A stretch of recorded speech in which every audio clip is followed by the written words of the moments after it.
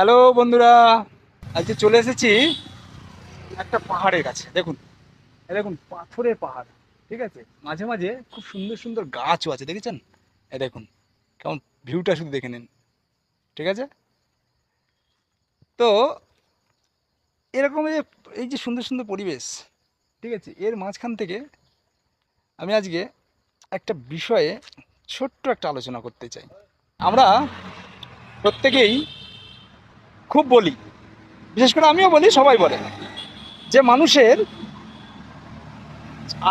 মানে সৌন্দর্যটা, মানুষের সৌন্দর্যটা তার চেহারার নয়, মানুষের সৌন্দর্য হয় তার চরিত্রের, তার ব্যবহারে, তার কথা বলার, হ্যাঁ, তার চিন্তা ভাবনার উপরে। কিন্তু বাস্তবে কি তাই? সত্যি কি আমরা সেটাকে মানে নিজের মধ্যে ধারণ করতে পারি? আমার তো মনে হয় না। তার কারণ হচ্ছে, দেখুন, এই কিছুদিন আগে এক মিনিট, এখানে দেখেন গাড়িটা কত প্রেশারে এই গাড়িটাকে উঠতে হচ্ছে, মানে পাহাড়ে উঠছে, বুঝতে পারছেন? গাড়িটা পাহাড়ে উঠছে, মানে পাহাড়ের উপরের দিকে রাস্তা আর কি। এটা আমি দেখাবো পরে। তো যাই হোক, আমি যেটা বলছিলাম, এটা ভাইরাল সং ছিল।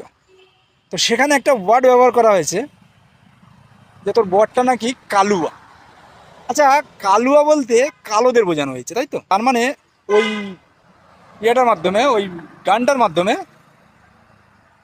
কালোদের ইনসাল্ট করা হচ্ছে, আমার মতে তো তাই বলে। আজকে ভাবুন তো, একটা মানুষ কালো, কি সে দায়ী? ঈশ্বর তাকে কালো করে পাঠিয়েছেন। আজকে ভগবান শ্রীকৃষ্ণ তো গায়ের রং কালো, অথচ আমরা সকলে তার সাধনা করি, তাকে ডাকি, তার চরণে একবার ঠাঁই পাওয়ার জন্যই সব সময় চেষ্টা করি। তারপরেও আমরা কালোদের নিয়ে এত কিছু অবহেলা করি, হ্যাঁ, অত কিছু হেও করি। তো এটা কিন্তু আমার মনে হয় ঠিক না। যদি সত্যি করে আপনি চেহারার থেকে মানুষের ব্যবহার, তার কথাবার্তাকে দাম দিয়ে থাকেন, তাহলে এই ধরনের ইনসাল্ট আমাদের বন্ধ করা উচিত, তাই না? যদি আমার কথা আপনার কাছে সত্য ঠিক মনে হয়, তাহলে অবশ্যই এটা লাইক কমেন্ট করবেন, আর এরকম ধরনের কিছু কিছু ভিডিও পেতে আমাকে ফলো করবেন। আর যদি আপনি ইউটিউব থেকে হন, তাহলে অবশ্যই আমাকে সাবস্ক্রাইব করবেন। Thank you.